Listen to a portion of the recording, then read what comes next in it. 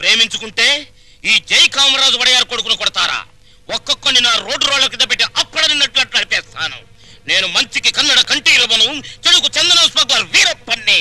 కొట్టింది కాక అడగడానికి వచ్చారా? జరిగిన దానికి క్షమించమని అడగడానికే వచ్చాం. క్షమించను. ప్రధానమంత్రి ఫోన్ చేసి చెప్పినా క్షమించను. ప్రధానమంత్రి ఏమో. అలాగా. హలో, నువ్వా? మా ప్రసాద్ను కొట్టిన విషయం నీ దాకా వచ్చిందా? నా కొడుకును కొట్టిన వాళ్ళను తారులో కలిపి రోడ్డు వేసేంత వరకు నిద్రపోదని నా రోడ్ల మీద ప్రమాణం చేశాను రా. నా బావమరిది అమెరికా నుంచి. అప్పుడే నా పరువు ఇండియా దాటి అమెరికా దాకా వెళ్ళింది. అసలు నా ఇంటికి రావడానికి సిగ్గులేదు మీకు? చూస్తే దిట్టంగా నలుగురున్నారు. మీరు ఎవరు నా కొడుకును కొట్టింది చెప్పండి. నేనే కొట్టాను. నా కొడుకుని 10 మందిలో కొడతావా? పరువు లేని కుటుంబంలోని మనిషి కాబట్టి పశువులా ప్రవర్తించావు. మగవాడ నాకు చెయ్యి వేస్తాడు. వేస్తే నీ చెల్లెలు ఎందుకు ఊరుకుంది? ప్రేమించింది కాబట్టి ఊరుకుంది. చిచ్చే, వంశాన్ని బట్టి ఆలోచనలు, ఆలోచనలు బట్టి బుద్ధులు. ఆడపిల్లను పెంచుకోవడం చేతగాక ఊరు మీద వదిలిపెట్టిన మీ కుటుంబం బతుకు ఎలాంటిదో. కప్పు కొడుతుంది. బయటికి వెళ్ళండి నాయన, ఇల్లంతా కడిగించుకోవాలి. వెళ్ళండి. మా అమ్మ మళ్ళీ చచ్చిపోయింది. మా అమ్మ ఫోటో బద్దలు కొడతావా? నిన్ను ఎందుకంత కోపం వచ్చింది? మా అమ్మ ఫోటో పగల కొడితే నాకు కోపం, పక్కింటోడు కోపం వస్తుందా? ఆ ఫోటోకి ప్రాణం లేదుగా. అయినా అదంటే నాకు ప్రాణం. ఎప్పుడో చచ్చిపోయిన మీ అమ్మ ఫోటో పగల కొడితేనే మీకింత ఉలుకొచ్చిందే. ప్రాణానికి ప్రాణమైన నా చెల్లెల మీద చేయి పడితే నా రక్తం ఉడికిపోదా? అదే ఆడదాన్ని గౌరవించడం చేతకాని మనిషివి అమ్మ ఫోటో మాత్రం పెట్టావు. ఇందాకేమన్నారు? మగాడన్నాక ఆడపిల్ల మీద చెయ్యేడా అని అన్నారు కదా.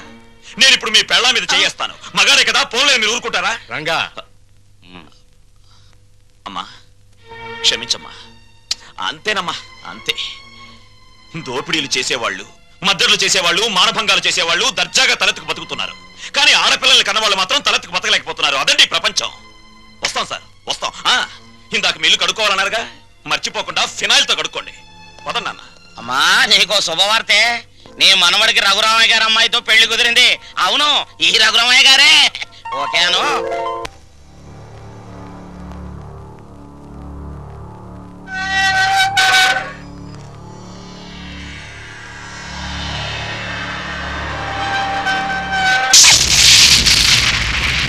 నేను ఇవాళ జైల్లోంచి విడుదలై వస్తున్నాను తెలుసు కూడా వెల్కమ్ చెప్పడానికి ఎందుకు రాలేదే? నాకు ఇక్కడ బోర్డు హోంవర్క్ ఉంది. నువ్వు హోంవర్క్ చేయటం ఏంటి? ఎగతాళిగా మాట్లాడుకో.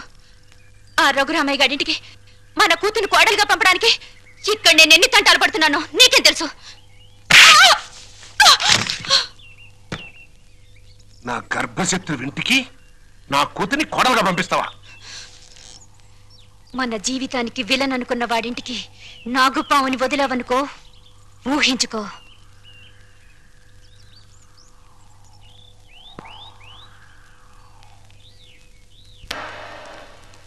నాన్నగారు, తమ్ముడు చదువుతున్న కాలేజీ ప్రిన్సిపాల్ గారు మీకు ఈ లెటర్ పంపించారు. ప్రిన్సిపాల్ చదువు.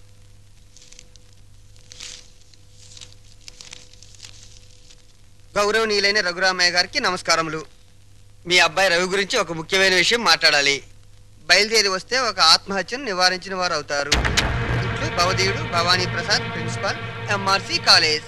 మీ అబ్బాయి రవి ప్రవర్తన ఏం బాగోట్లేదు. అయితే వాడు మా రవి అయి ఉండడు.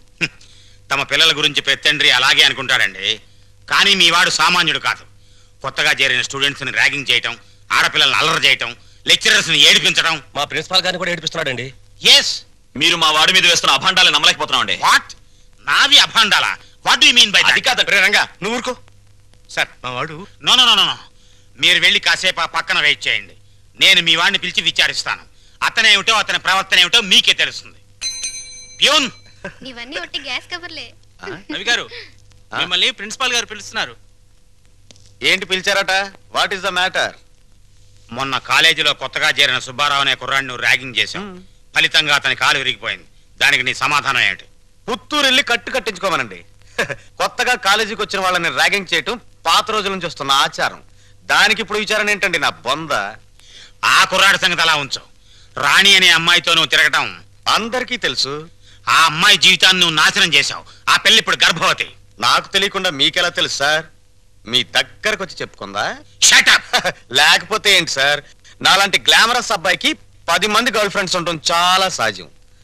మీరంటున్నట్టు ఆ అమ్మాయిని నేను అనుభవిస్తే ఆ అమ్మాయి కూడా నా వల్ల అనుభూతిని పొందింది. ఇది తప్పు అని మీరనుకుంటే ఆడవాళ్ళందరినీ పువ్వుల్లో పెట్టి పూజించుకోండి. కానీ నేను చేసేది ఇంతే. అమ్మాయి రాణి, రాణి, ఇతను చెప్పిందంతా విన్నావు కదా? నువ్వేమైనా చెప్పదలుచుకుంటే నిర్భయంగా చెప్పు. సార్, ఏ పరువు గల ఆడపిల్లైనా కావాలని కాలు జారదు.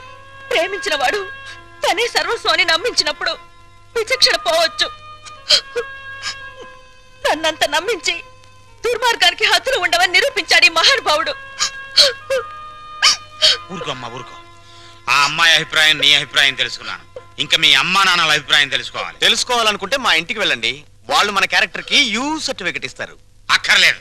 రఘురామయ్య గారు దయచేయండి. విన్నారా మీ అబ్బాయి మాటలు? అమ్మా, నువ్వు అమ్మాయి పక్కన నిలబడు. చెల్లి నువ్వు కూడా.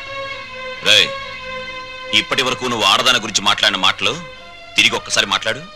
అమ్మా చెల్లి కూడా ఆడవలేరా? మాట్లాడు. అమ్మా చెల్లి దానిలా ప్రవర్తించే మనుషులు కాదు. అవునవును. అటువంటి పవిత్రమైన ఇంట్లో దుర్వాసన కొట్టే మాటలతోనూ చేతలతోనూ నువ్వు ఒక్కడవే పుట్టుకొచ్చావు. ఆ అమ్మాయిని ఏం చేద్దాం అనుకుంటున్నావు? అది కాదు నాన్న, నేను ఆ అమ్మాయిని అనుభవించిన మాట నిజం. కానీ బ్రోతలుగా భావించి అనుభవించాను. నిజంగా ప్రేమించుంటే ఆ అమ్మాయి తల్లి ఎవరు, తండ్రి ఎవరు, సంప్రదాయం ఏంటి అని తెలుసుకున్నాను కదా. అయినా ఆఫ్టర్ ఆల్ దాని గురించి ఆలోచిస్తారేంటి నాన్న? ఆ అమ్మాయిని పెళ్లి చేసుకుంటావా లేదా? అది కాదన్నయ్య. నోరు మీరే దుర్మార్గుడా. ఆ పిల్లకి అన్యాయం చేయకన్నయ్యా. ఈ పెళ్లి జరగకపోతే అందరం కలిసి నీ అంతు చూస్తాం. నీతో పాటు మేము చేస్తాం. చెప్పరా? చెప్పు చెప్పు చెప్పు.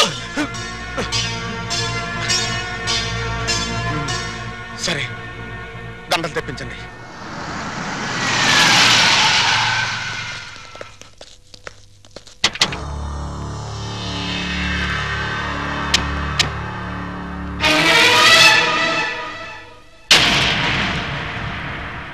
బావా బావా, బాగున్నావా? ఇంకా బాగోలే. ఆ పిల్లరా నీ కొత్త కోళ్ళు? ఆ పిల్ల ఎవరో కనుక్కో చూద్దాం. నీ వేలు విడవని మేనకోళ్ళు అంటే నీ సొంత చెల్లెలు సవితికి కూతురు. ఈ నా కీపే నీ కొత్త కోడలకి జన్మభూమి.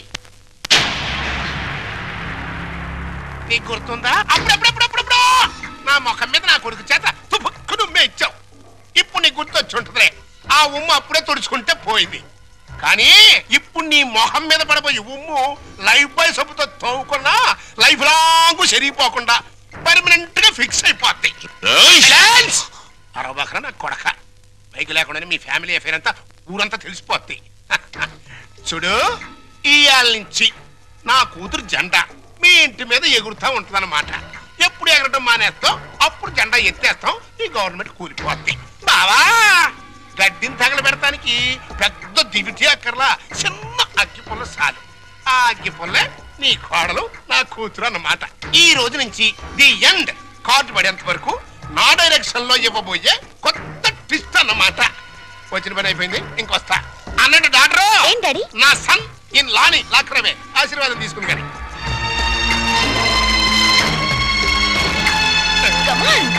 రారన్న సన్నిల్లా.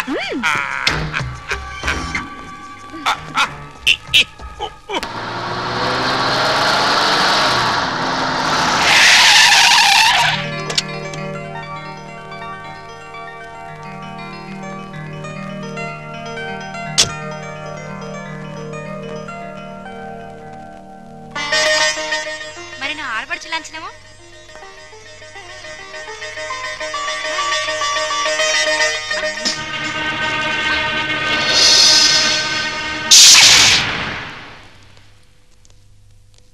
కుడికాలు లోపల పెట్టిరమ్మా.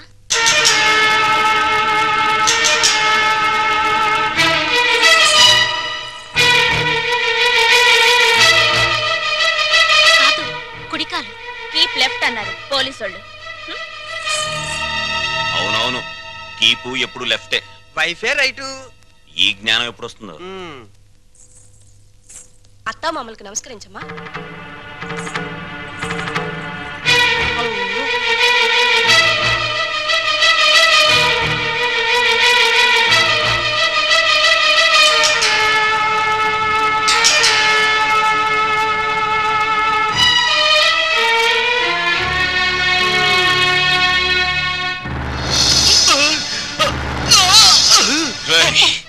నీకు ఈ ఇంట్లో ఎవరు అన్యాయం చేశారని మా అందరికి ఇంత ద్రోహం చేశావురా? రాణి ఎవరో ముందు నాకు తెలీదు. తెలిసిన తర్వాత ఆ అమ్మాయి లేకుండా నేను బతకలేని తెలిసింది. నన్ను చంపినా సరే నేను మాత్రం రాణిని. నువ్వు ఈ ఇంట్లో ఎందరినో ఏడిపించాల్సిన డ్యూటీ బోలెడంత ఉంది. ఈ ఏడుపుని ఇక్కడ వేసి చేయకు, వెళ్ళు. అది కదండి. ఈ గొలుసు పెట్టుకో. ఎలాగో గదిలోకి వెళ్ళగానే విప్పదీసేదేగా, అంత మాత్రానికి ఇంత బరువు పట్టుచరు ఎందుకండి? ఏ శుభకార్యమైనా సాంప్రదాయ సిద్ధంగా జరిగితే అది మాకు ముందే జరిగిపోయిందిగా. గడ్డిని తగలబెడటానికి పెద్ద దివిటి అక్కర్లా, చిన్న అగ్గి పుల్ల చాలు. ఆ అగ్గి పుల్ల నీ కోడలు నా కూతురు అన్నమాట.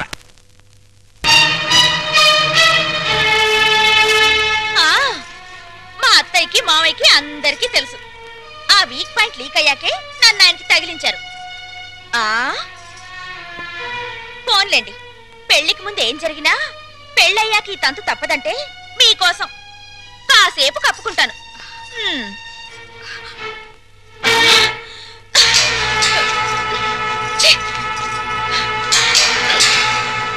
మీరందరూ పోండి.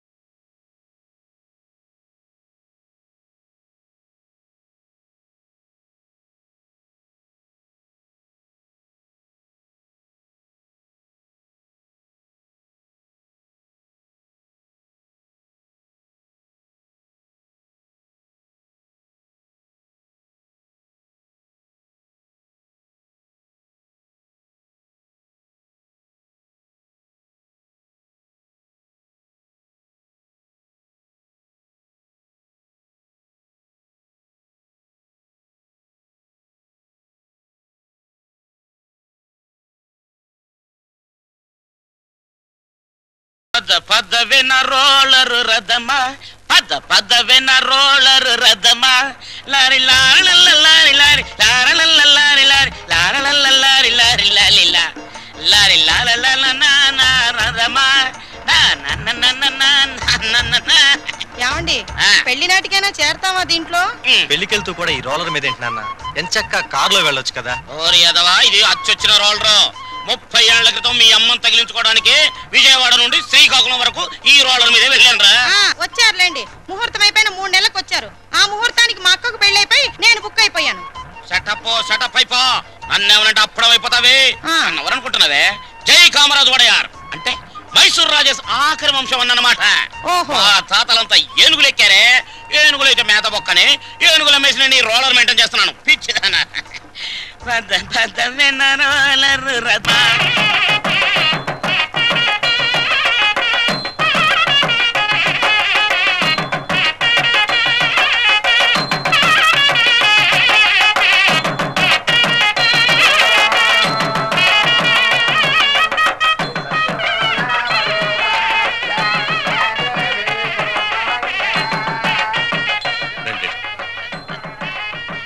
ఇలా కూర్చోండి.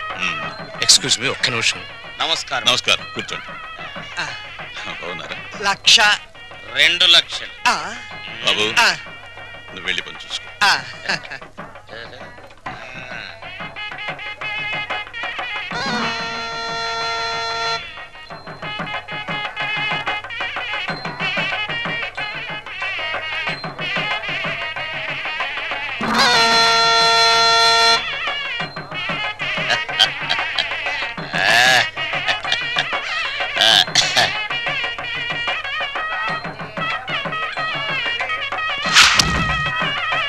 తీసుకోండి.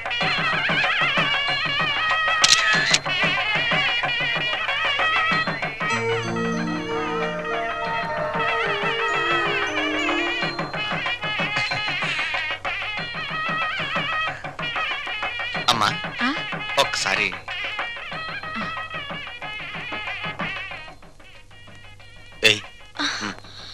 అరే లేమ్మా, ఏమిట్రా ఇది?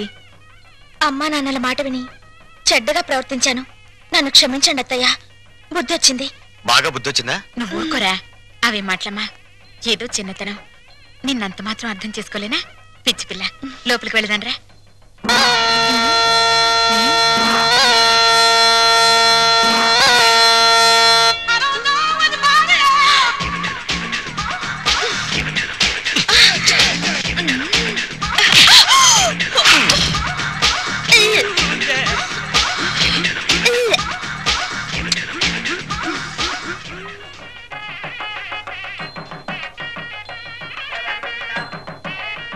అత్తయ్య, ఏమైందమ్మా? తప్పుల మీద తప్పులు చేసి మావయ్య గారి మొహం చూడాలంటేనే నాకు తల తీసేసినట్టుంది. రాణి, నాకు రంగ అసలు వరుస కన్నయ్య, మరో వరుసకి బావా. ఇప్పుడు ఆయన ఏమని పిలవాలి? రంగా అని పిలువమ్మా. ఆహా,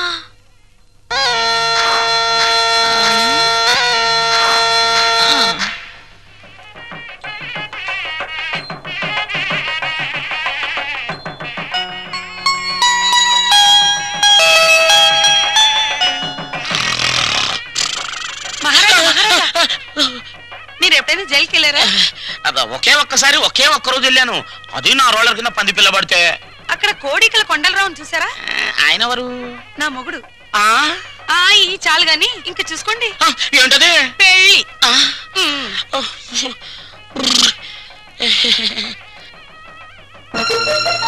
అత్తయ్య, మళ్ళీ ఏమిటమ్మా? అందరూ నా వంక మీ అబ్బాయి వంక చాలా హీనంగా చూస్తున్నారు. పరువు గల ఈ కుటుంబ గౌరవం నిలబెట్టడం కోసం మేమిద్దరం ఎటైనా వెళ్ళిపోయి బ్రతకాలనుకుంటున్నాం. అయ్యో, ఇంత చిన్న విషయానికని ఎక్కడికో పోవడం ఎందుకమ్మా? మీ మావయ్య గారితో చెప్పి డబ్బుకి ఏర్పాటు చేస్తాను. ఏదో వ్యాపారం చేసుకోండి. ఉమ్మడాస్తితో వ్యాపారం చేసి రేపు పొద్దున దివాలా తీస్తే ఆ భారం మొత్తం కుటుంబం మీద పడుతుంది. అందుకని ఇద్దరి కొడుకులకి చెందవలసిన ఆస్తి ఎవరిది వారికి పనిచేస్తే మీకే బాధరబందీ ఉండదు. దీన్ని తగలబెడతానికి పెద్ద దివిటి అక్కర్లా, చిన్న అగ్గి పుల్ల చాలు. ఆ అగ్గి పుల్లే నీ కోడలు, నా కూతురు అన్నమాట. కాదత్తయ్యా.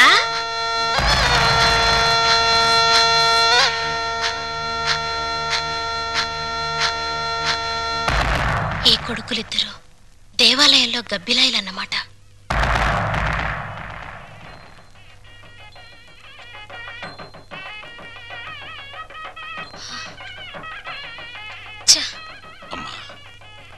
ఈ ఇంట్లో అన్ని అన్యాయాలు జరుగుతున్నాయి నాన్న. ఏమైందమ్మా? మా మరిది ఆస్తిలో వాటా కోసం ఏవేవో ఎత్తులు వేస్తున్నాడు. ఈ యూనివర్స్ కూడా పంపకం మీదనే ఉంది. అంతేనమ్మా, తల్లిదండ్రులు చూసేది పిల్లల పెంపకం, పిల్లలు చూసేది ఆస్తుల పంపకం.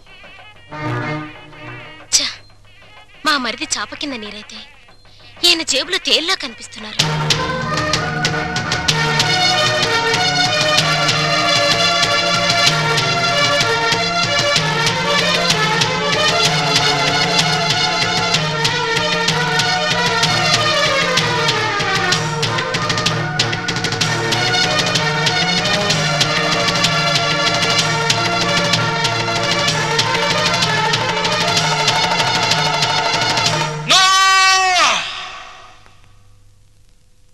ఏమయ్యా రఘురామయ్య, మీసాలొచ్చాక కొడుకుల్ని దూరంగా ఉంచాలి, పెళ్ళాలొచ్చాక అంటరాని వాళ్ళుగా చూడాలి. అది చేతకాక నా కొడుకులు, నా బిడ్డలు, నా సంతానం అని పట్టు కూర్చుంటే వాళ్ళు మాత్రం ఎంతకాలం ఊరుకోగలరయ్యా? పాపం అమాయకులు కాబట్టి, పెళ్ళాల పైట చెంగుల్ని పాము పడగలడుకుని భయపడే పసిపిల్లలు కాబట్టి ఇన్నాళ్ళు ఆగారు. ఇప్పుడు అడుగుతున్నారు. అడిగితే కాదండానికి నువ్వెవరివయ్యా? పంచు ఆస్తుల్ని. రంగా, నువ్వు కూడా పెద్దోడు చిన్నోడు చెప్పిందే కరెక్ట్ అంటున్నాను. చెప్పింది చేసి నీ పెద్దరికం కాపాడుకో. రంగా, నువ్వు వాళ్ళతో చేరి నన్ను వెన్నుపోటు పొడుస్తావా? పెద్ద వాళ్ళకే తప్పట్లేదు వెన్నుపోట్లు, నువ్వెంత? ఇప్పుడు నువ్వు ఆస్తి పంచకపోతే రేపు నీ కొడుకుల మాటల పోట్లు, కోడల చేతి పోట్లు, కోర్టుల నోటీస్ పోట్లు, పోట్లు అన్ని పోట్లే. జాగ్రత్త. రంగా, ఒకటిగా కలుసున్నప్పుడు ఆస్తి పంపకాలు ఎందుకురా? అమ్మా, ఈ చేతి వేళ్లున్నాయి, ఇవి అన్నం కలుపుకోవడానికి, తినడానికి, కడుక్కోవడానికి కలిసి ఉంటాయి. తిన్నాక వేటికి అవే నీకు నువ్వే నాకు నేనే అని మళ్ళీ దూరం అవుతాయి. నీ శరీరంలోని భాగాలే ఒకటిగా ఉండనప్పుడు నీ కడుపులో పుట్టిన బిడ్డలు మాత్రం ఒకటిగా ఎలా ఉంటారు? ఎందుకు ఉండాలి? రంగా, ఎందుకురా అందరూ కలిసి ఆయన్ని చిత్రహింస చేస్తున్నారు? అమ్మా, చిన్న కొడలా, గొడవలు ఆపేసి భోజనానికి రండి. ఏ విషయం తేలేదాకా మేమెవరం భోజనాలు చెయ్యం. రండి.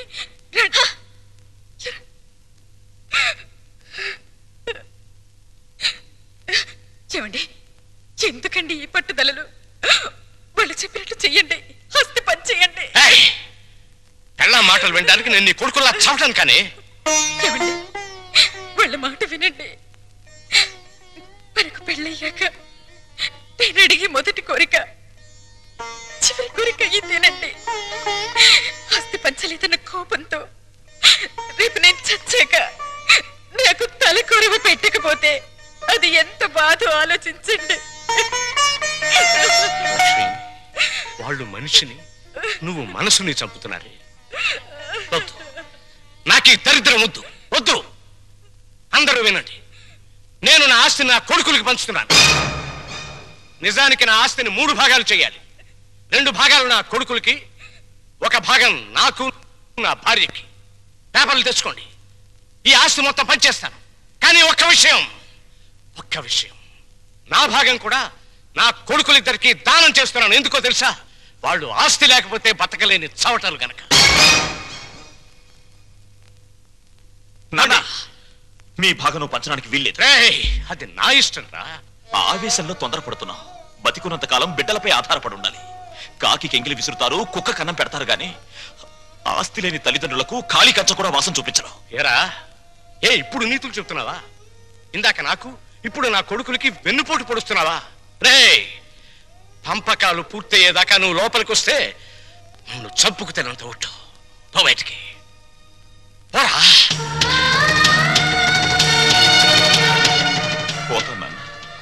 పోతాను, కానీ నేనేం చెప్పాను, ఎందుకు చెప్పానో కాస్త ఆలోచించుకో.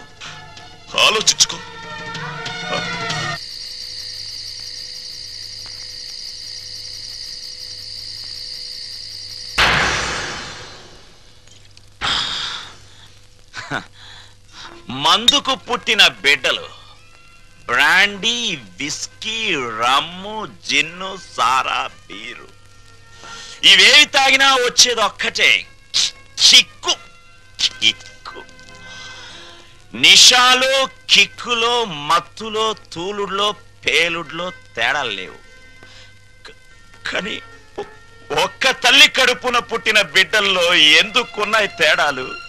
ఎందుకొచ్చాయి తేడాలు? రఘురామయ్య ఇవన్నీ ఆలోచించాడా? నేను చెప్పిన చిప్పోని బయటికి చచ్చాక కొడుకులు కొరివి పెడితే డైరెక్ట్ గా కోరమండల్ ఎక్స్ప్రెస్ లో స్వర్గానికి వెళ్ళొచ్చని పిచ్చి ఆశతో బతికే తల్లిదండ్రులారా, మీరు బతికున్నప్పుడు మీ కొడుకులు మిమ్మల్ని కాకుల కంటే హీనంగా చూస్తారు. మీరు చచ్చాక మీకు పెట్టిన పెండాలు తినమని అదే కాకుల్ని కావ్ కావ్ కావమని పిలుస్తారు. కమంటార్